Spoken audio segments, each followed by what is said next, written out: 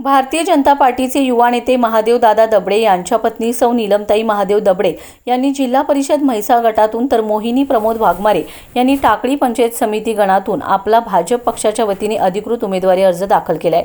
महाराष्ट्र राज्य माजी कामगार मंत्री तथा पालकमंत्री विद्यमान आमदार डॉक्टर सुरेशभाऊ खाडे यांच्या नेतृत्वाखाली भव्य शक्ती प्रदर्शन करण्यात आले। सुभाषनगर बोलवाड गावचे ग्रामदैवत दर्शन घेऊन बोलवाड ते मिरज तहसीलदार परिसरापर्यंत भव्य रॅली काढण्यात आली। अर्ज दाखल केल्यानंतर दोन्ही उमेदवारांनी आमदार डॉक्टर सुरेशभाऊ खाडे यांचे आशीर्वाद घेतला। यावेळी सरपंच निगार शेख, माजी उपसरपंच अजित कांबळे, सोसायटी चेअरमन अरुण गडकरी, किरण बंडगर, रियाज शेख, माजी उपसरपंच अभिजित पाटील, शीतल पाटील, अभिजित पाटील, सुनील पाटील, प्रवीण कांबळे, सतीश दबडे, विश्वनाथ दबडे, लहू दबडे यांच्यासह सर्व पदाधिकारी व कार्यकर्ते मोठ्या संख्येने उपस्थित होते।